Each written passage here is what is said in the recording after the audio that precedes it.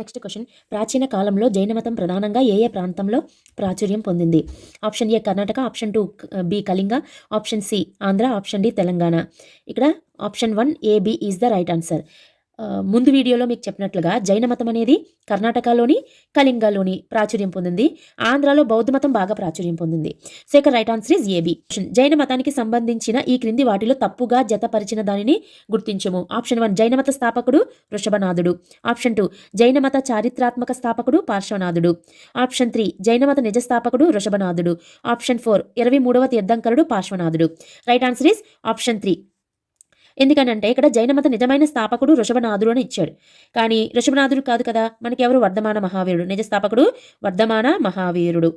So ఇక్కడ స్థాపకుడు వచ్చేటప్పటికి వృషభనాథుడు, చారిత్రాత్మక స్థాపకుడు పార్శ్వనాథుడు 23వ తీర్థంకరుడు, నిజ స్థాపకుడు వర్ధమాన మహావీరుడు 24వ వ్యక్తి, 23వ వాడు పార్శ్వనాథుడు. సో ఇక్కడ number 3 is the right answer.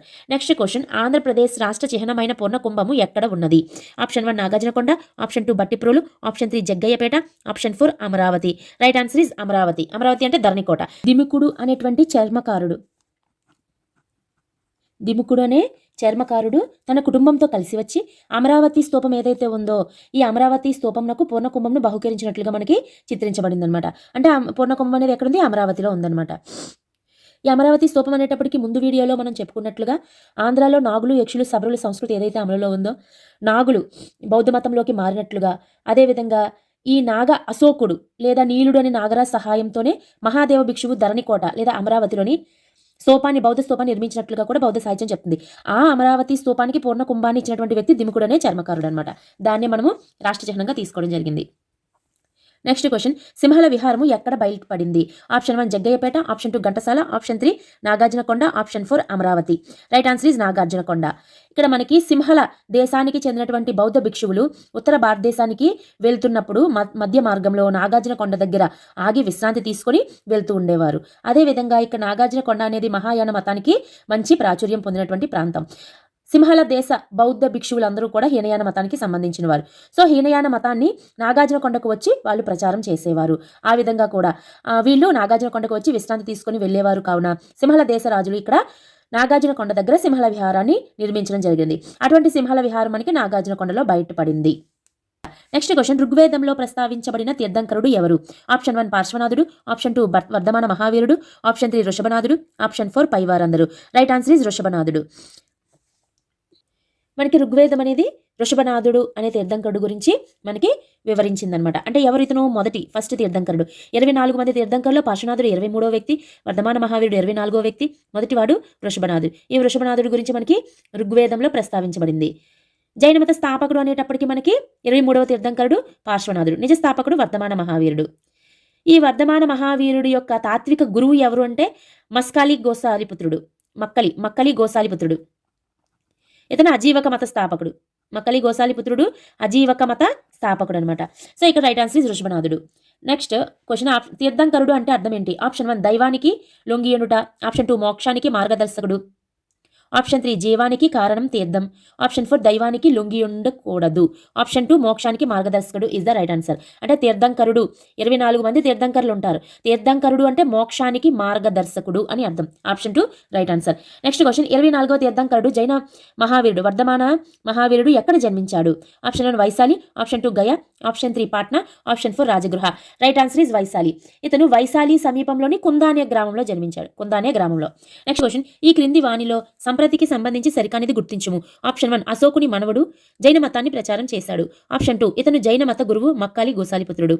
Option 3 Samprati Vaddemanu కొండలో మహావీరుని పేరుతో ఒక జైన బస్తిని నిర్మించగా సదావంశీయులు దీన్ని ఆదరించారు అండ్ విస్తరించారు కూడా. ఆప్షన్ 4 వడ్డేమాను కొండ సమీపంలో కళింగ కారవేలుడు జైన మత విహారాన్ని నిర్మించాడు. Right answer is option 2. ఇక్కడ సరికానిది అని అడిగారు. ఇక్కడ సంప్రతి అంటే అశోకుని యొక్క మనువుడు. ఇతనికి జైనమత గురువు సుహస్తి, మక్కలి గోసాలిపుత్రుడు కాదు. మక్కలి గోసాలిపుత్రుడు వర్ధమాన మహావీరుడు యొక్క తాత్విక గురువు. సంప్రతికి జైనమత గురువు సుహస్తి. ఇతను జైన మతాన్ని ప్రచారం చేశాడు. అశోకుడు అయితే బౌద్ధ మతం, కానీ అతని మనవుడు సంప్రతి మాత్రం జైన మతాన్ని ప్రచారం చేశాడు. ఇతను వడ్డేమాను కొండపైన మహావీరుని పేరుతో ఒక జైన బస్తిని నిర్మించాడు. దాని సదావంశీయులు విస్తరించారు. అలాగే కళింగ కారవేలుడు కూడా జైన మత విహారాన్ని నిర్మించాడు. అన్ని కూడా రైట్. నెక్స్ట్ క్వశ్చన్, శాతవాహన రాజైన శ్రీముఖుడు ఆదరించిన మతం ఏది? ఆప్షన్ 1 జైన మతము, ఆప్షన్ 2 బౌద్ధ మతము, ఆప్షన్ 3 శైవ మతము, ఆప్షన్ 4 వైష్ణవము. రైట్ ఆన్సర్ ఇస్ జైన మతము. శ్రీముఖుడు శాతవాహనులలోని మొదటి వ్యక్తి ఎవరు? శ్రీముఖుడు. శ్రీముఖుడు మాత్రము జైన మతాన్ని ఆదరిస్తాడు. అసలైతే వీళ్ళ యొక్క శాతవాహనుల యొక్క మతం ఏంటి అన్నప్పుడు హిందూ మతం వాళ్ళది. కానీ శ్రీముఖుడు మాత్రము, మొదటి రాజు అయినటువంటి శ్రీముఖుడు మాత్రము జైన మతాన్ని స్వీకరించి తర్వాత వైదిక మతానికి మారడం జరుగుతుంది. ఫస్ట్ మాత్రం జైన మతమే. అయితే ఇతనికి జైన మత గురువు ఎవరు అంటే కాళకాసూరి. కాళకాసూరి అనే వ్యక్తి ఇతని యొక్క జైన మత గురువు. ఇతనినే విమలాదిత్య త్రికాల యోగి అని కూడా పిలవడం జరుగుతుంది. ఇతను అశోకునికి సమకాలికుడు. ఎవరు? శ్రీముఖుడు. అశోకుడేమో బౌద్ధ మతము, శ్రీముఖుడేమో జైన మతము. So right answer is Jaina. Next question, Vengi Chalukya రాజైన కుబ్జ విష్ణువర్ధనుడి భార్య అయ్యన మహాదేవి కవరూరు గణపతులు అనే జైన మత శాఖవారికి బెజవాడలో నెడుంబ బస్తి నిర్మించి దానికి ఏ గ్రామాన్ని దానం చేసింది? Option 1 Paritala, option 2 Musinikonda, option 3 Srikakulam, option 4 Kuchipudi. Right answer is Musinikonda అనే గ్రామాన్ని దానం చేసింది. ఇక్కడ మనకి తూర్పు చాళుక్యులు అంటే వేంగి చాళుక్యులను తూర్పు చాళుక్యులను ఒకరే కదా. అందులో మొదటి రాజు అయినటువంటి కుబ్జ విష్ణువర్ధనుడి భార్య అయ్యన మహాదేవి. ఈవిడ కవరూరు జైన మతస్థులు ఎవరైతే ఉంటారో వారికి నెడుంబ బస్ని నిర్మిస్తుంది. బెజవాడలో నెడుంబ బస్ని నిర్మించి ముసినికొండ అనే గ్రామాన్ని దానం చేస్తుంది. అదేవిధంగా వేంగి చాళుక్యులలో రెండవ అమ్మరాజు యొక్క భార్య చామకాంబ. ఈ చామకాంబ కూడా ఆమె కోరిక మేరకు కలుచెంబూరు అనే గ్రామాన్ని అర్హనంది అనే జనమతాచార్యులకు దానం చేస్తుంది. కలుచెంబూరు అనే గ్రామాన్ని అర్హనంది జైన మతాచార్యునికి దానం చేస్తుంది. అదేవిధంగా ఇదే తూర్పు చాళుక్యుల కాలంలో విమలాదిత్యుడు కూడా జైన మతాన్ని ఆదరిస్తాడు. సో ఇక్కడ కుబ్జ విష్ణువర్ధనుడు, అదేవిధంగా రెండవ అమ్మరాజు యొక్క భార్య అయినటువంటి చామకాంబ, అదేవిధంగా విమలాదిత్యుడు వీళ్ళందరూ కూడా జైన మతాన్ని ఆదరించిన వాళ్ళే. Right answer is Mushnikonda. Next question, Yajnavalkya స్మృతిలో బౌద్ధులకు సంబంధించి ఏ వాక్య కలదు? ఆప్షన్ 1 బౌద్ధుల్ని కలలో చూడటం కూడా అనర్థదాయకం. ఆప్షన్ 2 బౌద్ధుల్ని కలలో చూడడం శుభ సూచకం. ఆప్షన్ 3 బౌద్ధ మతాన్ని ఆచరించడం పవిత్రమైనది. ఆప్షన్ 4 బౌద్ధ మతం వలన మోక్షం లభిస్తుంది. ఆప్షన్ 1 రైట్ ఆన్సర్ ఏంటి? బౌద్ధుల్ని కలలో కనిపించిన బుద్ధులు అది అనర్థదాయకం అని చెప్పేసి యజ్ఞవల్క స్మృతిలో మనకి ఉండటం జరుగుతుంది. అసలు మధ్యయుగంలోని ధర్మశాస్త్రాలు ఏవైతే ఉన్నాయో మనం ధర్మశాస్త్రాలుగా భావించే శాస్త్రాలన్నీ కూడా మధ్యయుగ కాలంలో ఈ బౌద్ధులు ఎవరైతే ఉన్నారో ఆ బౌద్ధ మతాన్ని మొత్తాన్ని కూడా బౌద్ధుల్ని సత్యర్థసారం బౌద్ధుల్ని అస్పృశ్యుల్లో చేర్చిందనమాట. అందువల్లే యజ్ఞవల్క స్మృతిలో ఏమని పేర్కొంటారు? బౌద్ధుల్ని కలలో చూడటం కూడా అనర్థదాయకమని అపవిత్రమని పేర్కొనడం జరుగుతుంది. So option 1 is the right answer. Next question, Jaina మతానికి సంబంధించి సరి అనేది గుర్తించుము. ఆప్షన్ 1 గుణగ విజయాదిత్యుని సేన అని పాండురంగడు బంధువు ధర్మవరంలో కటికాభరణ జనాలయాన్ని నిర్మించాడు. ఆప్షన్ 2 శనిగారంలో యుద్ధమల్లుడు అనే రాజు జనాలయాన్ని నిర్మించాడు. ఆప్షన్ 3 కాకతీయ మొదటి ప్రోలరాజు మంత్రి భార్య మహిశర్మ కడలాలయ బస్తీ అనే జైనమత కట్టడాన్ని నిర్మించింది. ఆప్షన్ 4 రెండవ దేవరాయలు అనే విజయనగర రాజు విజయనగరంలోని పాన్ సుపారి బజార్లోని ఒక జనాలయాన్ని నిర్మించాడు. Option 1 ABCD is right answer. అన్నీ కరెక్టే జైన మతానికి సంబంధించినంత వరకును. ఆచార్య నాగార్జునుడు ప్రబోధించిన బౌద్ధమత శాఖ ఏది? Option 1 Hinayana, option 2 Svetambara, option 3 Vajrayana, option 4 Mahayana. Right answer is Mahayana. Acharya నాగార్జునుడు తీసుకొచ్చింది మహాయానం బౌద్ధ మతంలో. హీనయానం అనేటప్పటికీ మహాదేవ భిక్షువు అశోకుడు పంపించినటువంటి బౌద్ధ మతాచార్యుడు మహాదేవ భిక్షువు ఇక్కడికి వచ్చి ప్రచారం చేసింది హీనయానం. దాన్నే చైతికవాదంగా ప్రచారం చేయడం జరిగినది. వజ్రయానం అనేటప్పటికీ ఆచార్య సిద్ధ నాగార్జునుడు మన ఆంధ్రాకి చెందిన వ్యక్తి మాట. అయితే ఇతను వజ్రయానం అంటే ఆచార్య సిద్ధ నాగార్జునుడు మనకి గుర్తుకు రావాలన్నమాట. ఈ మహాయానం తర్వాత వజ్రయానము రావడంతో మనకి బౌద్ధ మతం అనేది క్షీణదశలోకి వెళ్ళిపోయింది. హీనయానం అంటే మనకి చైత్యాలను పూజించే విధానం హీనయానము. మహాయానం అంటే విగ్రహ రూపంలో పూజించడం. ఎప్పుడైతే విగ్రహ రూపంలో పూజించామో దేవుడిగా భావించి విష్ణుమూర్తి అవతారంగా భావించారు. వజ్రయానంకి వచ్చేటప్పటికి మంత్రతంత్రాలు అవి కూడా మనకి ఇందులో రావడం జరిగిందనమాట. ఈ వజ్రయానానికి ఏది కేంద్రం అంటే అమరావతి. దాన్ని వజ్రపర్వతం అని కూడా అంటాము. శ్వేతంబర దిగంబర అనేటప్పటికి మనకి జైన మత శాఖలివి. సో ఇక right answer is Mahayana. Next question, శాతవాహనుల కాలం నాటి బౌద్ధుల ఈ నౌకా కేంద్రం గుండానే దక్షిణ ఆసియాకు వెళ్లి ప్రచారం చేసేవారు. Option 1 Aduru, option 2 Gummadiduru, option 3 Ramatirtham, option 4 Ghantasala. Right answer is Ghantasala అనేది ఎక్కడ? కృష్ణా డిస్ట్రిక్ట్లో ఘంటసాల. ఈ ఘంటసాలలోని శాతవాహనుల కాలంలో ఒక స్తూపం కూడా ఉంది. ఒక స్తూపం కూడా నిర్మించబడింది. అండ్ ఇక్కడ బుద్ధుని యొక్క అశ్వం పేరేంటి? కంటక అనే పేరు ఉంటుంది కదా, ఆ కంటక అనే పేరుతో నిర్మించబడిందే ఇది నౌకా కేంద్రం. కంటక శిల అంటాం కదా, ఘంటసాలని కంటక శిల అంటాం. కంటక అనే పేరుతో నిర్మించబడింది. ఇది బౌద్ధ క్షేత్రమే కాక ఇక్కడి నుంచే బౌద్ధులు ఏం చేసేవారు, దక్షిణ ఆసియా దేశాలకు వెళ్ళి మత ప్రచారం చేసేవారు. అందువల్ల ఇక్కడ బోధిశ్రీ, ఇక్ష్వాకుల కాలంలో బోధిశ్రీ ఎవరైతే ఉన్నారో మహిళ, ఈ బోధిశ్రీ ఇక్కడ ఇసుక రాతి మండపాన్ని కూడా నిర్మించి శాసనం వేయించింది. ఇసుక రాతి మండపాన్ని. సో ఇక్కడ ఘంటసాల అనేది రైట్ ఆన్సర్. గుమ్మడిదర్రు అనగానే ఇది కూడా ఇక్ష్వాకుల కాలంలోని యెహువల శాంతమూలుడి దగ్గర వస్తుంది, గుమ్మడిదర్రు శాసనం. ఇక్కడ ఆదుర్రు, ఇదేంటంటే రామతీర్థము, ఆదుర్రు అనేవి ఇవి క్షేత్రాలు అనమాట. ఈ రామతీర్థం అనేది జైన క్షేత్రం. ఇది రామతీర్థం అనేది జైన మత క్షేత్రం. ఆదుర్రు అనేది బౌద్ధ క్షేత్రం. మనకి అశోకుడు నిర్మించినటువంటి స్తూపాలు ఏవైతే ఉన్నాయో 84,000 స్తూపాలలో కొన్ని స్తూపాలు మనకి ఆదురులో ఉన్నాయి. ఆదురు అనేది ఈస్ట్ గోదావరి డిస్టిక్లో ఉందన్నమాట. ఆదురులో కొన్ని స్తూపాలు ఉన్నాయి. మన ఆంధ్రదేశంలో ఏకైక దివ్య స్తూపం ఏది అంటే ఆదుర్రు, దివ్య స్తూపం ఆదురు అని చెప్పడం జరుగుతుంది. సో ఈ రెండు కూడా మనకి ఈ క్షేత్రాలు, బౌద్ధ క్షేత్రము అండ్ జైన క్షేత్రము. గుమ్మడిదర్రు శాసనం మనకి కనిపిస్తుంది ఎక్కడ, ఇక్ష్వాకుల కాలంలో. ఘంటసాల అనేది నౌకా కేంద్రం. నెక్స్ట్ క్వశ్చన్, నాగార్జునకొండ బౌద్ధ శిల్పంలోని అనుసరించబడిన శిల్ప సాంప్రదాయం ఏది? Option 1 Gandhara, option 2 Amaravati, option 3 Nagara, option 4 Deccan. Right answer is Amaravati. నాగార్జునకొండలో బౌద్ధ శిల్పంలోని మనకి అమరావతి శిల్ప సాంప్రదాయాన్ని అనుసరించారు. ఇక్కడ మనకి అమరావతి శైలి అనేది శాతవాహనుల కాలంలో ప్రారంభమైంది. అయితే గాంధార శైలి, మధుర శైలి, అమరావతి శైలి 3 శైలులు ఉంటాయి. అందులో అందమైనది, అలంకారప్రాయమైనది అంటే మనకి అమరావతి శైలే. ఎందుకంటే పద్మంలో కూర్చున్నటువంటి, పద్మం పైన పద్మాసనంలో కూర్చున్న బుద్ధుడు మనకి కనిపిస్తాడు. చుట్టూ లతలు, తీగలు, పుష్పాలు, అలాగే బుద్ధుని యొక్క జీవిత ఘట్టాలన్నీ కూడా చెక్కబడి ఉంటాయి అన్నమాట. చుట్టూ గాంధర్వ యక్షులు నాట్యం చేస్తూ కనిపిస్తారు. అలాగే బుద్ధుని విగ్రహం పక్కన తెల్లని ఏనుగు శిల్పం కూడా చెక్కడం జరుగుతుంది. ఖరీదైన తెల్ల రాయి ఫలకం పైన బుద్ధుని ముఖ్య ఘట్టాలు చిత్రించబడతాయి. అదే మనకి అమరావతి శైలి అనమాట. జీవకళ ఉట్టిపడే విధంగా ఉంటుంది అమరావతి శిల్ప శైలి. సో నాగార్జునకొండలో బౌద్ధ శిల్పంలో మనకు కనిపించేది అమరావతి శైలి. గాంధార అనేటప్పటికి ఇది కుషానులు, ఇది శాతవాహనుల కాలంలో వచ్చింది అమరావతి శైలి. గాంధార శిల్పశైలి అనేటప్పటికీ కుషానులచే ప్రవేశపెట్టబడింది. ఇది కుషానులచే. ఇక్కడ బుద్ధుడు గ్రీకు వస్త్రాలంకరణలో కనిపిస్తాడనమాట. నిల్చున్న భంగిమలో మనకి కనిపిస్తాడు బుద్ధుడు. ఒక బోధకుడుగా కనిపిస్తాడనమాట. మడతలు పడిన పంచె కట్టుకున్నట్టుగా మనకి కనిపించడం జరుగుతుంది. అది గాంధార శిల్పశైలి. మనకు వచ్చినప్పటికీ నగర, దక్కను, వేసర శైలి, నగర శైలి, దక్కన్ శైలి ఇవన్నీ కూడా దేవాలయ నిర్మాణాలకు సంబంధించినవి. దేవాలయ నిర్మాణాలకు సంబంధించి ఏ శైలిలో కట్టారు దేవాలయాలు అని చెప్పేసి మనకి బిట్స్ వస్తుంటాయి. నగర శైలి, వేసర శైలి, దక్కన్ శైలి ఇవన్నీ అవి దేవాలయాలకు సంబంధించినవి. సో ఇక right answer is Amaravati. Next question, Bavikonda బౌద్ధ క్షేత్రం ఇటీవల కాలంలో ఆంధ్రదేశంలోని ఏ జిల్లాలో కనుగొన్నారు? Option 1 Guntur, option 2 Anantapur, option 3 Visakhapatnam, option 4 Nalgonda. Right answer is Visakhapatnam. ఇక్కడ మనకి విశాఖపట్నంలో 3 బౌద్ధ క్షేత్రాలు ఉంటాయి.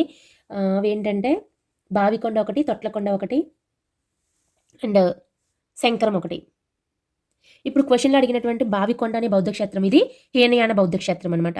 ఇది కొండపైన సేద్యం కోసం బావుల్ని తవ్వడం వల్ల దానికి బావికొండ అని పేరు వచ్చింది. బావుల్ని తవ్వడం వల్ల హీనయాన బౌద్ధ క్షేత్రం. శంకరం అనేటప్పటికీ ఇది కూడా బౌద్ధ క్షేత్రమే. అయితే ఇది గుహలు ఏవైతే ఉన్నాయో ఆ గుహల గోడల పైన బుద్ధుని జీవితాలకు సంబంధించిన ఘట్టాలు శిల్పాలుగా చెక్కారనమాట. తొట్లకొండ అనేటప్పటికీ తొట్లకొండ కూడా హీనయాన బౌద్ధ క్షేత్రం. ఇక్కడ మనకి తాంబయ దానం గురించి కనిపిస్తుంది. అదేవిధంగా బౌద్ధ విహారము, క్షేత్రము, చైత్యము, స్తూపాలు కూడా మనకి ఇక్కడ కనిపిస్తాయి. శాతవాహనుల కాలంలో బుద్ధుని జన్మకు సంకేతం ఏంటి? ఆప్షన్ 1 పద్మము, ఆప్షన్ 2 ధర్మచక్రము, ఆప్షన్ 3 స్తూపము, ఆప్షన్ 4 చైత్యము. రైట్ ఆన్సర్ ఇస్ పద్మము. నిన్న వీడియో ముందు బిట్స్లో మాట్లాడుకున్నట్లుగా పంచ కళ్యాణాలు అంటే బుద్ధుడి యొక్క జన్మము, ఇంటి నుంచి వెళ్ళిపోవడము, అలాగే జ్ఞానోదయం అవడము, ఫస్ట్ బోధన చేయడము, మరణించడము, ఇలా 5 వాటికి కూడా 5 సింబల్స్ ఉంటాయి. వాటిని పంచ కళ్యాణాలు అంటారు. అందులో బుద్ధుడి యొక్క జన్మకు సంకేతం పద్మము. అంటే బుద్ధుడి యొక్క పుట్టుకకు సంబంధించింది ఏంటి? పద్మము. దీన్ని తామర లేదా పాదాలు అని కూడా ఇవ్వచ్చు. తామర అని ఇవ్వచ్చు, లేదంటే పాదాలు అని కూడా ఇవ్వచ్చు అనమాట. పుట్టుకకు సంకేతం. ఇల్లు వదిలి వెళ్ళిపోవడం అంటే గుర్రం అనేది ఇల్లు వదిలి వెళ్ళిపోవడం గురించి చెప్తుంది. నిష్క్రమణం అనమాట. ధర్మచక్రము అంటే మొదటి బోధన, ఫస్ట్ స్పీచ్ ఉంటుంది కదా, ఆ ఫస్ట్ స్పీచ్ని మనము చక్రము అంటాం అనమాట. ఇక్కడ ఏంటి? పద్మము అంటే పుట్టుక, గుర్రం అంటే ఇంటి నుంచి వెళ్ళిపోవడము, ముందు ధర్మచక్రము అంటే ఫస్ట్ స్పీచ్, మొదటి యొక్క బోధన. జ్ఞానానికి గుర్తు ఏంటి అంటే జ్ఞానోదయానికి బోధి వృక్షం. బోధి వృక్షం అనేది జ్ఞానోదయానికి గుర్తు, మరణానికి గుర్తు స్తూపం, నిర్యాణం అంటాం, దీన్ని నిర్యాణం అంటాం అనమాట. నిష్క్రమణం అంటే గుర్రం అనమాట, ఇంటి నుంచి వెళ్ళిపోవడం. ఇవన్నీ కూడా పంచకళ్యాణాలు. సో జన్మకు గుర్తు ఏంటి? పద్మం. నెక్స్ట్ క్వశ్చన్, భారతీయ తర్కశాస్త్ర పిత అని పిలువబడినది ఎవరు? ఆప్షన్ 1 ఆచార్య నాగార్జునుడు, ఆప్షన్ 2 వసుబంధుడు, ఆప్షన్ 3 ధర్మకీర్తి, ఆప్షన్ 4 దిగ్నాగుడు. రైట్ ఆన్సర్ ఈస్ దిగ్నాగుడు. మన భారతీయ తర్కశాస్త్ర పిత అని పేర్కొనడం జరుగుతుంది దిగ్నాగుడిని. దిగ్నాగుడు అంటే దిగ్నాగుడి యొక్క సిద్ధాంతం ఏంటి? యోగాచారవాదం, యోగాచారవాదము, విజ్ఞానవాదము. ఈ రెండు కూడా మనకి దిగ్నాగుడి యొక్క సిద్ధాంతాలు. ఇతన్ని తర్కశాస్త్ర పిత అని ఎందుకంటారంటే తర్కశాస్త్రానికి ప్రామాణిక గ్రంథమైనటువంటి ప్రమాణ సముచ్చయము అనే గ్రంథాన్ని రాశారనమాట. అందువల్ల ఇతని తర్కశాస్త్ర పితామహుడు అంటారు. ఇంకొక గ్రంథం ఏంటి? ప్రజ్ఞా పారమిత సంగ్రహం అనే గ్రంథాన్ని కూడా, 2 గ్రంథాలు రాయడం జరుగుతుంది, ప్రమాణ సముచ్చయము, ప్రజ్ఞా పారమిత సంగ్రహము అని. ఇతని యొక్క సిద్ధాంతాలు యోగాచారవాదము, విజ్ఞానవాదము. ఆచార్య నాగార్జునుడు అనేటప్పటికీ బౌద్ధ మతాచార్యుడు. ఇతను మాధ్యమికవాదము. ఇతని యొక్క రచనలు చాలా ఉంటాయి, స్ఫుహృల్లేఖ అని ఇంకా చాలా రచనలు ఉండటం జరుగుతుంది. వసుబంధుడు అంటే ఇతను బౌద్ధ నిఘంటువు అయినటువంటి అభిధమ్మ ఘోష అనే బౌద్ధ నిఘంటువును రాయడం జరుగుతుంది. ఇతను ఆర్యదేవుడు రాసినటువంటి శతశాస్త్రం ఏదైతే ఉంటుందో దానికి వ్యాఖ్యానం రాస్తాడు వసుబంధుడు. ధర్మకీర్తి అంటే మనకి ఆంధ్రాలో ఉన్నటువంటి చివరి బౌద్ధ మతాచార్యుడు మనకి ధర్మకీర్తి. ఈ ధర్మకీర్తి యొక్క రచనలు ఏంటి? ఇతనిది కూడా ప్రమాణ సముచ్చయం ఉంటుంది అంటే న్యాయ బిందు. ఈ 2 కూడా మనకి ధర్మకీర్తి యొక్క రచనలు, చివరి బౌద్ధ మతాచార్యుడు. సో ఇక్కడ రైట్ ఆన్సర్ అనేటప్పటికీ దిగ్నాగుడు. నెక్స్ట్ క్వశ్చన్, గుంటుపల్లిలో బౌద్ధ క్షేత్రానికి దాన ధర్మాలు చేసిన సాలంకైన రాజు ఎవరు? Option 1 Devavarma, option 2 Nandivarma, option 3 Skandavarma, option 4 Vijaya Nandivarma. Right answer is Vijaya Nandivarma. Salankayana రాజులలో మొదటి నందివర్మ ఎవరైతే ఉన్నారో మొదటి నందివర్మని మనం విజయ నందివర్మ అని అంటాం అనమాట. సో ఈ మొదటి నందివర్మ కాలంలోనే అంటే విజయ నందివర్మ కాలంలోనే బౌద్ధమతం విశేషంగా ఆదరించబడి బర్మా దేశానికి బౌద్ధమత ప్రచారకులు కూడా వెళ్లారని తెలియజేస్తుంది. ఇతని కాలంలోనే బౌద్ధ మతాచార్యులైనటువంటి ఆర్యదేవుడు, భావివేకుడు, బుద్ధ పాలితుడు, ఆచార్య దిగ్నాగుడు వీళ్ళందరూ కూడా ఆంధ్రదేశంలో ఉన్నారని, ఇతని పాలనా కాలంలో ఉన్నారని, దిగ్నాగుడైతే వేంగి సమీపంలో ఉన్నాడని, భావివేకుడైతే ధాన్యకటక సమీపంలో ఉన్నాడని మనకి హుయాన్ సాంగ్ రచనల ద్వారా తెలుస్తుంది. అనమాట. విజయ నందివర్మ అంటే మొదటి నందివర్మ కాలంలో. దేవవర్మ అంటే విజయ దేవవర్మ, మొదటి రాజు అనమాట. సాలంకైన రాజులలో మొదటి రాజు అనేటువంటి విజయ దేవవర్మ. సాలంకైన రాజులలో అశ్వమేధ యాగాన్ని చేసిన ఒకే ఒక్క రాజు ఎవరు అంటే విజయదేవవర్మ. సో ఇక్కడ right answer is Vijaya Nandivarma. Next question, Gandhara శిల్పకళ దేనికి సంబంధించినది? ఆప్షన్ 1 ద్రవిడ, ఆప్షన్ 2 హైందవ, ఆప్షన్ 3 బౌద్ధ, ఆప్షన్ 4 జైన. మనం ఇందాక మాట్లాడుకున్నట్లుగా బౌద్ధ మతానికి సంబంధించింది గాంధార శిల్పకళ. 3 శిల్పకళలు ఉంటాయి, గాంధార, మధుర, అమరావతి. గాంధార శిల్పకళ కుషానులచే ప్రవేశపెట్టబడింది. అమరావతి శిల్పకళ అనేది మనకి శాతవాహనుల కాలంలో ప్రవేశపెట్టబడింది. మధుర శిల్పకళ అనేటప్పటికి మనకి శుంగ వంశంలో ప్రారంభమైందనమాట. అయితే ఈ గాంధార శిల్పకళలో మనకి బుద్ధుడు నించొని గ్రీకు వస్త్రంలో మనకు కనిపిస్తున్న ఒక బోధకుడుగా ముడతలు పడిన వస్త్రం ఉంటుందన్నమాట. సో ఇది బౌద్ధ మతానికి సంబంధించింది. నెక్స్ట్ క్వశ్చన్, బుద్ధుని దేవునిగా ఆరాధించడం ప్రారంభించిన ప్రాథమిక శాఖను ఏమంటారు? Option 1 Digambara, option 2 Hinayana, option 3 శ్వేతంబర్లు, option 4 Mahayana. Right answer is Mahayana. విగ్రహ రూపంలో హీనయానము, మహాయానము. హీనయానం అంటే ఏంటి? బుద్ధుని యొక్క చిహ్నాలను పూజించే శాఖ ఏదైతే ఉందో అది హీనయానము. అలా కాకుండా బుద్ధుని ప్రతిమ రూపంలో, విగ్రహ రూపంలో పూజిస్తే అది మహాయానము. సో హీనయానం, మహాయానం బౌద్ధ మతానికి సంబంధించినవి. శ్వేతంబర, దిగంబరులు జైన మతానికి సంబంధించినవి. దిగంబర అంటే ఆకాశమే వస్త్రంగా భావించేవారు దిగంబరులు. శ్వేతంబర అంటే తెల్లని వస్త్రాలు ధరించేవారు అనమాట. ఈ 2 జైన మతానికి సంబంధించినవి. నెక్స్ట్ క్వశ్చన్, బౌద్ధుల క్షేత్రం అమరావతి వీరి కాలంలో హిందువుల పరమైనది. ఆప్షన్ 1 త్రిలోచన పల్లవుడు, ఆప్షన్ 2 రుద్ర భట్టారకుడు, ఆప్షన్ 3 పరమ భట్టారక, ఆప్షన్ 4 గణపతి దేవుడు. రైట్ ఆన్సర్ ఇస్ త్రిలోచన పల్లవుడు. త్రిలోచన పల్లవుడు అంటే పల్లవులలోని 4వ విజయస్కందవర్మ ఎవరైతే ఉంటారో రాజు, అతని పేరే త్రిలోచన పల్లవుడు. ఈ త్రిలోచన పల్లవుడి కాలంలో బౌద్ధ క్షేత్రము అమరావతి ఏదైతే ఉందో అది హిందువుల పరమవుతుంది.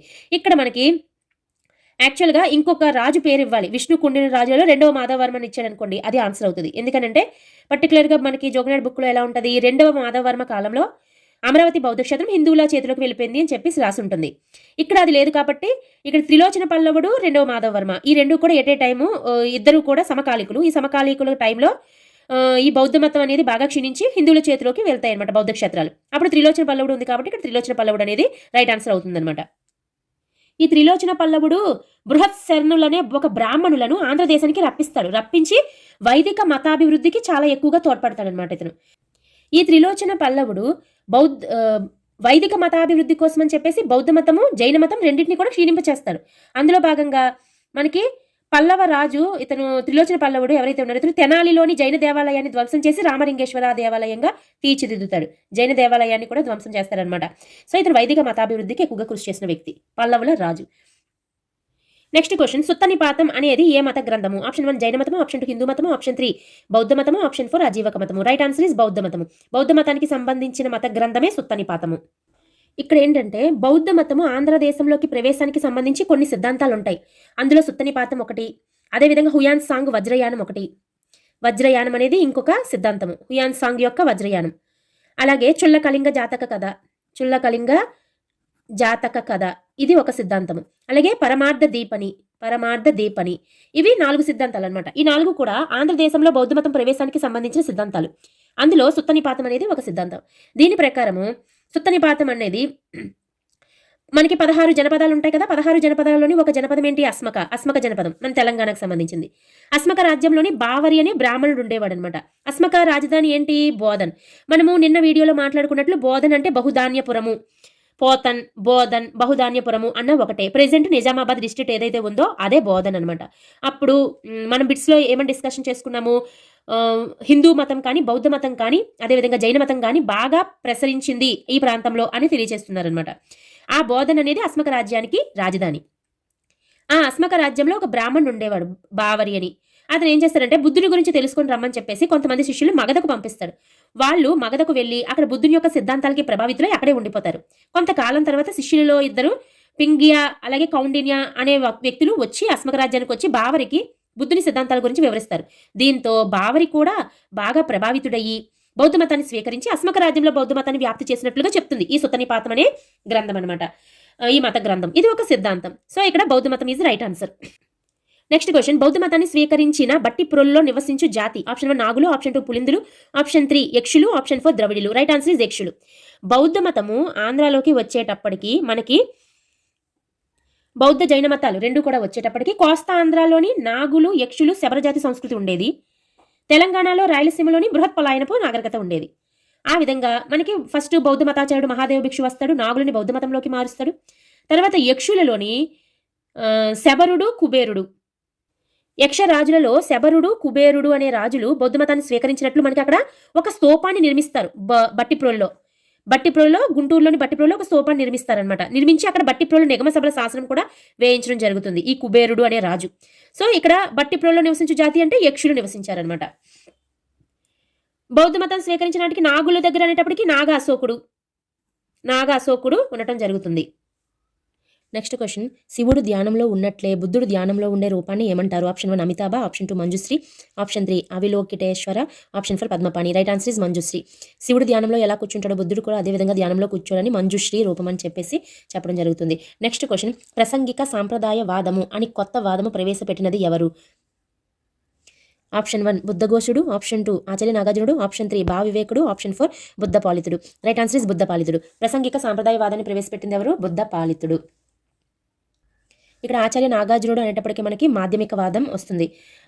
బుద్ధఘోషుడు అనేటప్పటికీ స్థవిరవాదం చెప్పింది బుద్ధఘోషుడు. ఆచార్య నాగార్జునుడు మాధ్యమిక వాదము.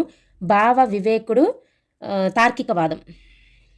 తర్కశాస్త్ర పితామహుడు అయితే దిగ్నాగుడు, కానీ తార్కిక వాదం అనేది ఎవరిది అంటే భావ వివేకుడు. అండ్ బుద్ధపాలితుడు ప్రసంగిక సాంప్రదాయ వాదము. సో రైట్ ఆన్సర్ ఇస్ బుద్ధపాలితుడు. నెక్స్ట్ క్వశ్చన్ దక్షిణ భారతదేశంలోనే అతి పెద్దదైన బౌద్ధ స్తూపం ఎక్కడ ఉన్నది?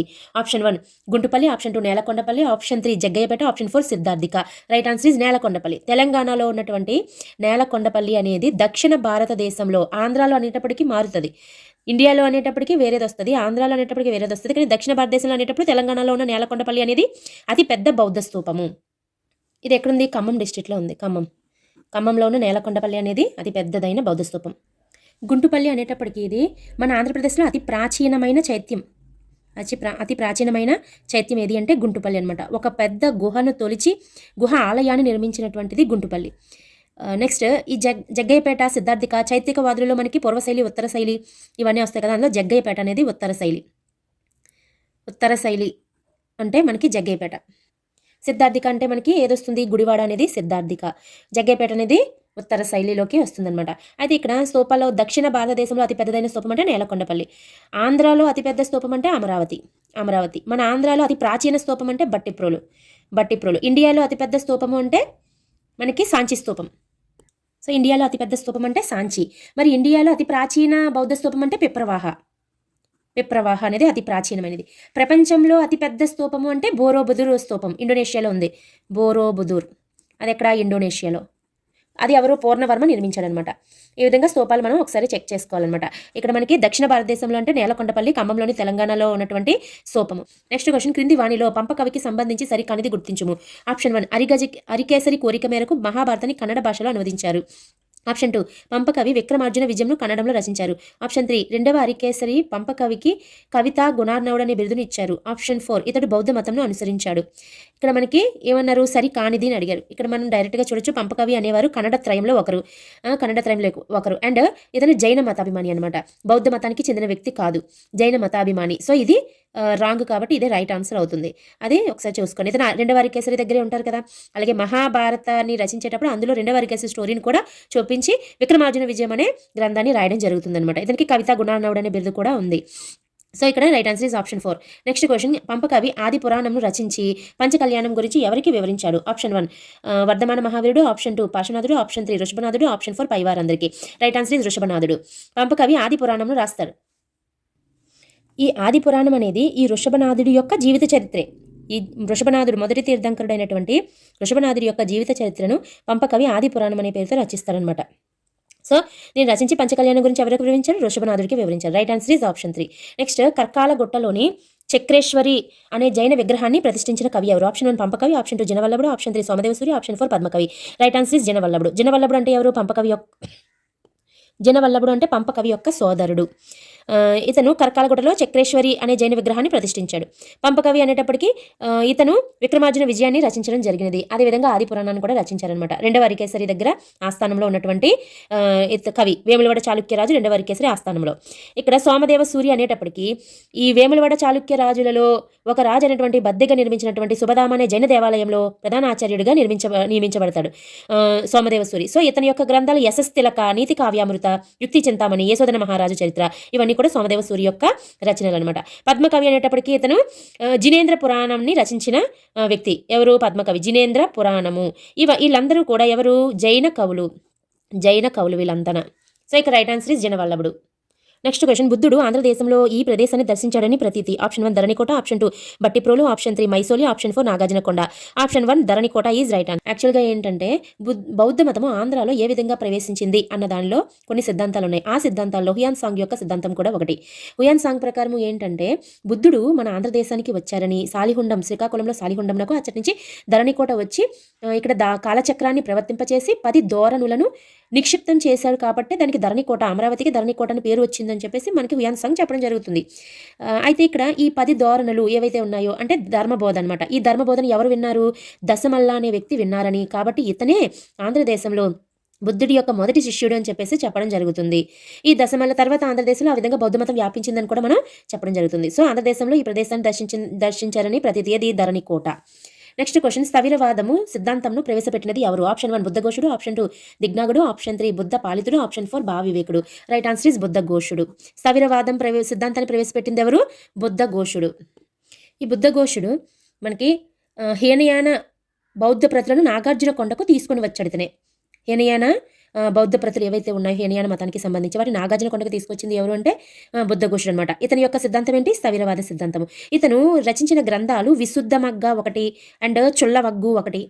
ఈ రెండు కూడా ఇతని యొక్క రచనలు. ఇతని గ్రంథాలలో మొదటిసారిగా విహారాల గురించి తెలియచేశారనమాట. విహారాల గురించి తెలియచేసిన గ్రంథాలు ఇతనివే ఫస్ట్ బుద్ధఘోషుడివే. హీనయాన శాఖకు మరుగున పడిపోయిన హీనయాన శాఖకు బుద్ధఘోషుడే జీవం పోసాడని కూడా చెప్పుకుంటారు చాలామంది. సో దిగ్నాగుడు వచ్చేటప్పటికి తర్కశాస్త్ర పితామహుడు ఇతను. ఇతని యొక్క వాదం ఏంటి, ఇతనేమో బుద్ధఘోషుడేమో స్థవిరవాదం అయితే దిగ్నాగుడేమో యోగాచారవాదము అండ్ విజ్ఞానవాదము రెండు కూడా దిగ్నాగుడివి. బుద్ధ పాలితుడిది ప్రసంగిక సాంప్రదాయవాదము అండ్ భావ వివేకుడిది ఏ వాదము అంటే మనకి తార్కికవాదం. భావ వివేకుడిది తార్కికవాదము. ఈ నలుగురివి కూడా అంటే వాదాలు మనం గుర్తుపెట్టుకోవాలి. స్థవిరవాదం అదే ఆచార్య నాగార్జునుడు అయితే మనకి మాధ్యమికవాదము. బుద్ధఘోషుడిది స్థవిరవాదము, దిగ్నాగుడిది యోగాచారవాదము, విజ్ఞానవాదము, బుద్ధ పాలితుడిది ప్రసంగిక సాంప్రదాయవాదము, భావ వివేకుడిది తార్కికవాదము.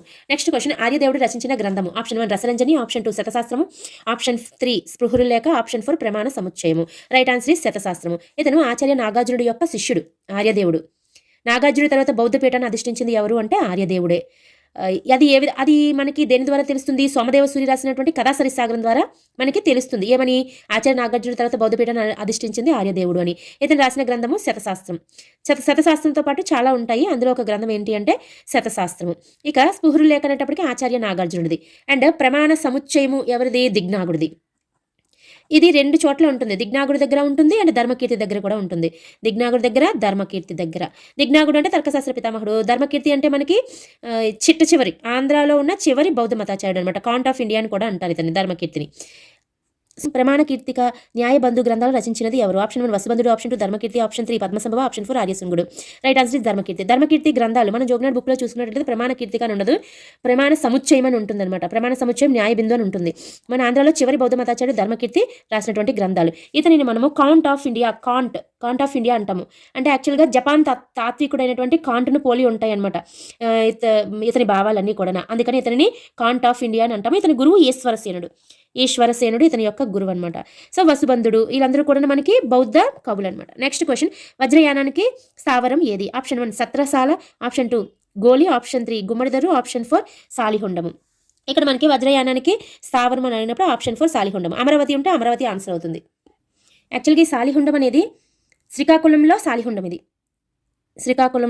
సాలిహుండం. ఇది మనకి హీనయానానికి, వజ్రయానానికి కూడా ప్రసిద్ధి చెందిన ప్రాంతం ఇది. అక్కడ కాలచక్ర యానంలో ఇక్కడ ప్రసిద్ధి చెందాయి. అక్కడ సాలిహుండంలో హీనయానంవి, వజ్రయానంవి కూడా. బుద్ధుని ధాతుగర్భ స్తూపం కూడా ఇక్కడ ఉంటుందన్నమాట. యాక్చువల్గా సాలిహుండం అని కాకుండా అమరావతి ఉందనుకోండి, అమరావతి ఆన్సర్ అవుతుంది. ఎందుకంటే వజ్రయానానికి ప్రధాన కేంద్రం ఏది అంటే అమరావతియే. So right answer is Salihundam. Next question, మహాసాంఘికవాదము మొదటి ఎక్కడ తలెత్తింది? Option 1 Rajagriham, option 2 Pataliputra, option 3 Vaishali, option 4 Shravasti. Right answer is Vaishali. మనకి రెండవ బౌద్ధ సంగీతి వైశాలిలో జరిగినప్పుడు బౌద్ధ మతము 2 శాఖలుగా విడిపోతుంది అనమాట. అది మహాసాంఘికవాదము. నెంబర్ 2 ఏంటంటే థేరవాద శాఖ, స్థవిరవాదము లేదా థేరవాదములు అని అంటారనమాట. సో మహాసాంఘిక శాఖ అనేది ఎక్కడ స్టార్ట్ అయింది అంటే ఫస్ట్ వైశాలిలో, తర్వాత మహాదేవ భిక్షువు ద్వారా మన ఆంధ్రాలోకి ప్రవేశించబడుతుంది. నెక్స్ట్ క్వశ్చన్, ఈ క్రింది జైన శిథిలాలు బయల్పడిన ప్రాంతాలు మరియు జిల్లాలు జతపరచుము. రామతీర్థము, నెడుం బసది, వడ్డమాను, కొలనుపాక. ఇటువైపు చూస్తే గుంటూరు, నల్గొండ, అనంతపురము, విజయవాడ. ఇప్పుడు మనం ఆప్షన్స్ కనుక చూసుకున్నట్లయితే రామతీర్థం అంటే మనకి ఏంటి వస్తుంది? విజయనగరం, మనకు తెలిసిందే. అండ్ నెడుంబ బసది అంటే మనకి విజయవాడ నెడుంబ బస్తీ. అండ్ వడ్డేమానకొండ అంటే మనకు తెలుసు కదా, గుంటూరు. సంప్రతి నిర్మించినటువంటిది జైన బస్తీ గుంటూరులో. అండ్ కొలనుపాక అంటే నల్గొండ, తెలంగాణలో నల్గొండలో ఉన్నది కొలనుపాక. అండ్ లాస్ట్ వచ్చేసి కొనకొండల అంటే కొండ కుందాచార్యుడు జన్మించినటువంటి ప్రాంతం ఎక్కడ? అనంతపూర్. సో ఇక్కడ option 3 is right answer. Next question, నిత్య కళ్యాణం పచ్చతోరణం అనే నానుడి ఎవరి వలన వచ్చింది? ఆప్షన్ 1 జైనులు, ఆప్షన్ 2 బౌద్ధులు, ఆప్షన్ 3 వైశ్యులు, ఆప్షన్ 4 ఆల్వారులు. రైట్ ఆన్సర్ ఈజ్ జైనులు. జైనుల యొక్క నానుడేంటి? నిత్య కళ్యాణం పచ్చతోరణం. బౌద్ధుల యొక్క నానుడేంటి? బుద్ధం శరణం గచ్చామి. So right answer is option 1. Next question, ప్రసిద్ధ జైన కేంద్రం ఆర్యవటం ఆంధ్రాలోని ఏ జిల్లాలో కలదు? ఆప్షన్ 1 పశ్చిమ గోదావరి, ఆప్షన్ 2 తూర్పు గోదావరి, ఆప్షన్ 3 కృష్ణా జిల్లా, option 4 Anantapur. Right answer is తూర్పు గోదావరి. మనకి తూర్పు గోదావరిలోని జైన కేంద్రాలు చాలా ఉంటాయి, అందులో ఆర్యవటం ఒకటి. తూర్పుగోదావరి జిల్లాలో మనకి ఏంటేంటి వస్తాయి? పిఠాపురము, ఆర్యవటము, బిక్కవోలు, తాటిపాక అండ్ ఆత్రేయపురము. ఇవన్నీ కూడా ఈస్ట్ గోదావరిలో వచ్చినటువంటి జైన కేంద్రాలు అనమాట. అలా కాకుండా ఇంకా చాలా ఉంటాయి. కొనకొండల, అనంతపురంలోను, విజయనగరంలోను, అలాగే కడపలోను, నెల్లూరులో, గుంటూరులో కూడా మనకి కనిపిస్తాయి. మనకి తూర్పుగోదావరి జిల్లాలోనే అడిగారు కాబట్టి తూర్పుగోదావరిలో ఆర్యవటంతో పాటు ఇవన్నీ కూడా జైన కేంద్రాలు. నెక్స్ట్ క్వశ్చన్, హేమచంద్రుడు రచించిన గ్రంథం ఏది? ఆప్షన్ 1 సమయసారము, ఆప్షన్ 2 కవితరాగము, ఆప్షన్ 3 పరిశిష్ట పర్వన్, ఆప్షన్ 4 బృహత్సేమ. Right answer is Parishishta Parvan అనే గ్రంథం రాసింది ఎవరు? హేమచంద్రుడు. ఇక్కడ సమయసారం అనేటప్పటికీ మనకి ఎవరు వస్తారు? కొండ కుందాచార్యులు. సో ఇక right answer is Parishishta Parvan. దిగ్నాగుడు ఎక్కడ నివసించాడని హ్యుయాన్ సాంగ్ రచనల్లో పేర్కొన్నాడు? Option 1 Vengi, option 2 Adurru, option 3 Bojjanakonda, option 4 Thotlakonda. Right answer is Vengi. Hiuen Tsang రచనలో మనకి ఏమని రాస్తారంటే దిగ్నాగుడు వేంగి సమీపంలోని బౌద్ధ విహారంలో ఉన్నాడని, దిగ్నాగుడితో పాటు భావ వివేకుడేమో ధాన్యకటకం విహారంలో ఉన్నాడని చెప్పేసి అతని రచనల ద్వారా తెలియజేస్తున్నారనమాట. దిగ్నాగుడు వేంగిలో ఉన్నారని, వేంగిలో బౌద్ధ విహారంలోని, భావ వివేకుడేమో ధాన్యకటకం విహారంలో ఉన్నట్లుగా హ్యుయాన్ సాంగ్ రాయడం జరిగిందనమాట. అదేవిధంగా ఈ ధాన్యకటకం ఏదైతే ఉందో అది గొప్ప విద్యా కేంద్రం అయినట్లుగా పల్లవ నరసింహవర్మ వేసినటువంటి అమరావతి శిలాశాసనం ద్వారా మనకి తెలుస్తుంది. అమరావతి శిలాశాసనం ద్వారా. సో ఇక రైట్ ఆన్సర్ ఈజ్ ఆప్షన్ 1. ఇవన్నీ కూడా బౌద్ధ మత క్షేత్రాలే. తొట్లకొండ అంటే మనకి విశాఖపట్నంలో ఉంది. బొజ్జన్నకొండ కూడా విశాఖపట్నంలో ఉంది. తొట్లకొండ దగ్గర మనకి తాంబయ్య దానం అనే పదం మనకి కనిపిస్తుంది అనమాట. బొజ్జన్నకొండ అండ్ ఆదుర్రు కూడా మనకి ఈస్ట్ గోదావరిలో ఉన్నటువంటి బౌద్ధ కేంద్రం. జైన కేంద్రాలు ఎక్కువగా ఉంటాయి తూర్పుగోదావరిలో. బౌద్ధ కేంద్రం వచ్చేటప్పటికి ఆదుర్రు. ఇది ఇక్కడ మనకి ఆంధ్రదేశంలోని ఏకైక దివ్య స్తూపం ఉంటుంది ఆదురులో. మనకి అశోకుడు నిర్మించినటువంటి బౌద్ధ స్తూపాలలో ఇక్కడ తూర్పుగోదావరి జిల్లా ఆదురులో బౌద్ధ స్తూపం ఉంటుందన్నమాట, అతను నిర్మించిన వాటిలో. సో ఇక్కడ right answer is Vengi. Next question, మహాతలవర శాంతి మూల అనే రాత కలిగిన పలకం ఎక్కడ బయలుపడింది? Option 1 Phanigiri, option 2 Nagarjunakonda, option 3 Eleswaram, option 4 Thirumalagiri. Right answer is Phanigiri. ఫణిగిరిలో మనకి నల్గొండలో ఫణిగిరిలో ఇటువంటి రాత ఫలకం మనకి కనిపించింది. సో ఇక్కడ రైట్ ఆన్సర్ ఇస్ ఫణిగిరి. మనకి ఇక్కడ శాంతమూలుడు అంటే ఎవరు? ఇక్ష్వాకుల రాజులలో మొదటి రాజైనటువంటి శ్రీ శాంతమూలుడు. ఇతను శాతవాహనుల కాలంలో మహాతలవర పదవిని చేపట్టేవారు అనమాట. మహాతలవర పదవిలో ఉండి చిట్ట చివరి రాజైనటువంటి 3వ పులోమావిని బళ్ళారికి పారద్రోలి ఇతను ఇక్ష్వాక వంశాన్ని స్థాపించాడు. సో మహాతలవర శాంతమూల అనే రాత కలిగిన ఫలకం మనకి ఫణిగిరిలో లభించింది. నెక్స్ట్ క్వశ్చన్, పావులూరి మలన గణిత శాస్త్రానికి మూల గ్రంథం ఏది? ఆప్షన్ 1 సమయసార సంగ్రహము, ఆప్షన్ 2 సంఖ్యాక శాస్త్రము, ఆప్షన్ 3 నియమసార సంగ్రహము, ఆప్షన్ 4 గణిత సార సంగ్రహము. పావులూరి మలన రచించింది గణిత సార సంగ్రహం. ఈ గణిత సార సంగ్రహమే గణిత శాస్త్రానికి మూల గ్రంథము. పావులూరి మల్లన రచించిన ఏ గ్రంథము గణిత శాస్త్రానికి మూల గ్రంథం అని అడగాలి ఇక్కడ. సో రైట్ ఆన్సర్ ఇస్ గణిత సార సంగ్రహము. నెక్స్ట్ క్వశ్చన్, లేపాక్షి దేవాలయంలోని చిత్రకళకు ప్రేరణ ఏది? ఆప్షన్ 1 బౌద్ధ చిత్రకళ, ఆప్షన్ 2 జైన చిత్రకళ, ఆప్షన్ 3 శ్రీనంది చిత్రకళ, ఆప్షన్ 4 సజత్వి చిత్రకళ. రైట్ ఆన్సర్ ఇస్ జైన చిత్రకళ. లేపాక్షి దేవాలయంలో మనకి జైన మతానికి చెందినటువంటి చిత్రకళ కనిపిస్తుంది. లేపాక్షి అనేది మనకి అనంతపూర్లో కదా ఉంటుంది. అనంతపూర్లోని అంటే అప్పటికి మనకి కొండ కుందాచార్యులు, జైన మతాచార్యులు కొండ కుందాచార్యులు పుట్టింది కూడా అనంతపురంలోని కొండకుండ్ల అనే ప్రాంతంలోనే. సో ఇక్కడ ఏంటి, ఆ ప్రాంతం అంతా జైన మతం బాగా వ్యాప్తి చెందడం వల్ల లేపాక్షి దేవాలయంలో చిత్రకళ కూడా జైన చిత్రకళ ఉండేదన్నమాట. So right answer is option 2. Next question, మహాయానంలో విజ్ఞానవాదాన్ని రూపొందించినది ఎవరు? Option 1 Aryabhatta, option 2 Dharmakirti, option 3 దిజ్ఞాగుడు, ఆప్షన్ 4 వసుబంధుడు. రైట్ ఆన్సర్ ఈజ్ దిజ్ఞాగుడు. ఇంతకుముందు బిట్లో కూడా మీకు ఎక్స్ప్లెయిన్ చేశాను. దిజ్ఞాగుడిది యోగాచారవాదము, విజ్ఞానవాదము. సో దిజ్ఞాగుడివి యోగాచారవాదము అండ్ విజ్ఞానవాదము రెండు కూడా దిజ్ఞాగుడివే. ధర్మకీర్తిది ఏంటంటే తర్కవాదము. తార్కికవాదము అయితే వివేకుడిది, తర్కవాదము అయితే మనకి ధర్మకీర్తిది తర్కవాదం, తార్కికవాదం వివేకుడిది. తర్కశాస్త్ర పితామహుడు అంటే మళ్ళీ దిజ్ఞాగుడు అవుతాడు. వసుబంధుడిది ఏంటి మనకి యోగాచారవాదం. ఇతనిది కూడా వసుబంధుడిది కూడా యోగాచారవాదం. ఆర్యశృంగుడు వసుబంధుడు ఇద్దరిది కూడా యోగాచారవాదమే. విజ్ఞానవాదం అన్నారు కదా, ఇక్కడ విజ్ఞానవాదము దిజ్ఞాగుడితో పాటు మైత్రేయనాథుడు కూడా తీసుకుంటాడు. మైత్రేయనాథుడు కూడా విజ్ఞానవాదాన్ని తీసుకున్న వ్యక్తి అనమాట. సో రైట్ ఆన్సర్ ఇస్ దిజ్ఞాగుడు. నెక్స్ట్ క్వశ్చన్, నాగార్జునకొండ శిథిలాలను కనుగొన్నది ఎవరు?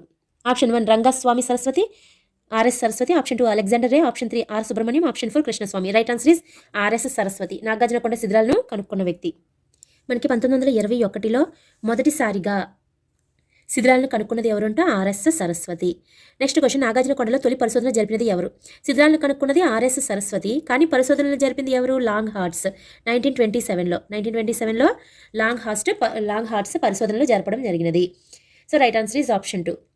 నెక్స్ట్ క్వశ్చన్, అమరావతి స్తూపాన్ని మొదట కనుక్కున్నది ఎవరు? Option 1 colonel Mackenzie, option 2 Robert Sewell, James Burgess, Alexander Rea. Right answer is colonel Mackenzie మనకి 1797లో అమరావతి స్తూపాన్ని కనుగొనడం జరుగుతుంది. నెక్స్ట్ క్వశ్చన్, జైన భారతం అనే నామాంతరం ఉన్న విక్రమార్జున విజయాన్ని కన్నడంలో రచించిన ఆంధ్ర కవి ఎవరు? ఆది కవి ఎవరు? ఆప్షన్ 1 పొన్నడు, ఆప్షన్ 2 రన్నడు, పంపడు, సోమదేవసూరి. ఆల్రెడీ ఇంతకుముందు బిట్లో డిస్కషన్ చేసాం. ఇది విక్రమార్జున విజయం అంటే రాసింది ఎవరు? పంపకవి. ఇతను జైన కవి. కన్నడ త్రయంలో ఒకరు. కన్నడ త్రయము పంపడు, రన్నడు, పొన్నడు, వీళ్ళు ముగ్గురు కలిపి కన్నడ త్రయం అంటాం అనమాట. అయితే ఇందులో పంపకవి రాసినటువంటిదే జైన భారతం. ఇది మహాభారతం ఏదైతే ఉందో దానిలో రెండవ హరికేసరి యొక్క వృత్తాంతాన్ని కూడా చొప్పించి రాసిందే విక్రమార్జున విజయం. దీనికి జైన భారతం అని నామకరణం చేయడం జరిగిందనమాట. నెక్స్ట్ క్వశ్చన్, జైన పంచలోహ విగ్రహాలు ఏ ప్రాంతంలో కనిపిస్తాయి? Option 1 Bikkavolu, option 2 Vakadu, option 3 Bapatla, option 4 Sattenapalli. Right answer is Bapatla. మనకి బాపట్లలో జైన పంచలోహ విగ్రహాలు కనిపించడం జరుగుతుంది. నెక్స్ట్ క్వశ్చన్, ఇండియన్ ఐన్స్టీన్గా ఎవరిని పిలుస్తారు? నాగార్జునుడు, బుద్ధఘోషుడు, వసుబంధుడు, మహాదేవ భిక్షువు. రైట్ ఆన్సర్ ఇస్ ఆచార్య నాగార్జునుడిని మనం ఇండియన్ ఐన్స్టీన్ అని పిలవడం జరుగుతుంది. వీళ్ళందరూ కూడా మనకి బౌద్ధ కవులు. నెక్స్ట్, ఆర్యదేవుడు ఎవరి శిష్యుడు? ఆప్షన్ 1 అసంగుడు, నాగభూషణుడు, ఆచార్య నాగార్జునుడు, వసుబంధుడు, Dharmakirti. Right answer is Acharya నాగార్జునుడు. ఆచార్య నాగార్జునుడు యొక్క శిష్యుడు ఆర్యదేవుడు. ఆర్యదేవుడి కారణంగానే నాగార్జునుడు మరణించారని కూడా చెప్పడం జరుగుతుంది. నెక్స్ట్ క్వశ్చన్, ఆచార్య నాగార్జునుడు ప్రతిపాదించిన సిద్ధాంతం ఏది? ఆప్షన్ 1 శూన్యవాదము, ఆప్షన్ 2 మాధ్యమికవాదము, ఆప్షన్ 3 ఆత్మ ప్రత్యయవాదము, ఆప్షన్ 4 సాపేక్ష సిద్ధాంతము. Right answer is A B. ఇది శూన్యవాదము అండ్ మాధ్యమికవాదము. ఈ రెండు కూడా మనకి ఆచార్య నాగార్జునుడు ప్రతిపాదించినటువంటి సిద్ధాంతాలు అనమాట. ఈ శూన్యవాదము అండ్ మాధ్యమికవాదం ఏబి. ఈ ఆచార్య నాగార్జునుడి యొక్క ఈ శూన్యవాదమే తర్వాత జగద్గురువు ఆదిశంకరాచార్యుని యొక్క మాయావాదానికి మూలమవుతుందన్నమాట. ఈ శూన్యవాదమే ఆదిశంకరాచార్యుల మాయావాదానికి మూలం. So right answer is option. బౌద్ధంలోని మార్టిన్ లోథర్ అని ఎవరిని పిలుస్తారు? మహేంద్రుడు, నాగార్జునుడు, ఆర్యసంగ, మహాదేవ భిక్షువు. రైట్ ఆన్సర్ ఈజ్ ఆచార్య నాగార్జునుడు. ఆచార్య నాగార్జునుడికి చాలా పేర్లు ఉంటాయి. అందులో ఇండియన్ ఐన్స్టీన్ అంటాము, ఇండియన్ మార్టిన్ లోథర్ అంటాము, మాధ్యమికవాద ప్రవక్త అంటాము, అండ్ గతి తార్కికవాద ప్రవక్త అంటాము, రెండవ బుద్ధుడు అని కూడా చెప్పడం జరుగుతుంది. ఇవన్నీ కూడా ఆచార్య నాగార్జునుడి యొక్క బిరుదులు. So right answer is option 2. Next question, ఆంధ్రదేశంలో అతి ప్రాచీన బౌద్ధ స్తూపమైన బట్టిప్రోలులోని స్తూపాన్ని నిర్మించిన రాజు ఎవరు? ఇది ఆల్రెడీ ఇంతకు ముందు బిట్స్లో నేను మీకు ఎక్స్ప్లెయిన్ చేశాను. ఏంటంటే యక్షులు, మహాదేవ భిక్షు వచ్చినప్పుడు యక్షులు ఎవరైతే ఉన్నారో ఆ యక్షులు గుంటూరులోని బట్టిప్రోలులోని ఒక స్తూపాన్ని నిర్మిస్తారు. బౌద్ధ మతాన్ని స్వీకరించినందుకు గుర్తుగా బట్టిప్రోలులో ఒక స్తూపాన్ని నిర్మించడం జరుగుతుంది. అదే మన ఆంధ్రాలో అతి ప్రాచీనమైన స్తూపము. అండ్ అక్కడ ఒక శాసనం కూడా వేయిస్తారు, బట్టిప్రోలు నిగమసభల శాసనము వేస్తారు కుబేరుడు అని చెప్పేసి మీకు ఇదంతా కూడా ఎక్స్ప్లెయిన్ చేయడం జరిగింది. నెక్స్ట్ క్వశ్చన్, ధరణికోటలో శిల్పం సాంచి బాహుల్ శిల్పాల కంటే ప్రాచీనమైనదిగా ఏ శాసనం ద్వారా తెలుస్తుంది? ఆప్షన్ 1 జగ్గయ్యపేట శాసనము, ఆప్షన్ 2 నేలకొండపల్లి శాసనము, ఆప్షన్ 3 ధరణికోట శాసనము, ఆప్షన్ 4 విజయనగరం శాసనము. రైట్ ఆన్సర్ ఈస్ ధరణికోట శాసనము. ఇక్కడ మనకి సాంచి శిల్పం ఏదైతే ఉందో ఈ సాంచి శిల్పాలలో గ్రామీణమైన ప్రాకృతిక సాన్నిహిత్యాలు ప్రదర్శిస్తారు. మనకి అమరావతి, ధరణికోట అంటే అమరావతి కదా, అమరావతి శిల్పంలో నాగరిక జీవిత లక్షణాలను ప్రదర్శిస్తారన్నమాట. సో ఇది ధరణికోటలో శిల్పము సాంచి బాహుల్ శిల్పాల కంటే కూడా ప్రాచీనమని చెప్పేసి మనకి ధరణికోట అంటే అమరావతి శాసనం మనకి తెలియజేస్తుంది. నెక్స్ట్ క్వశ్చన్, హ్యూయాన్ సాంగ్ రచన ద్వారా అశోకుడు ఆంధ్రదేశంలో ఈ క్రింది స్తూపాలను నిర్మించినట్లుగా తెలుస్తుంది. ఆప్షన్ 1 సాలిహుండము, అమరావతి, ఆర్యవటము, Adurru. Right answer is A B D. సాలిహుండము, అమరావతి అండ్ ఆదుర్రు ఈ మూడు కూడా మనకి అశోకుడు నిర్మించినటువంటి స్తూపాలు 84,000 స్తూపాలు కదా. ఈ స్తూపాలలో ఆదురులో ఒకటి ఉంది, అమరావతిలో ఒకటి ఉంది, సాలిగుండంలో ఒకటి ఉంది. సో రైట్ ఆన్సర్ ఈజ్ ఈ మూడు కూడా. ఆర్యవటం అంటే మనకి జైన కేంద్రం.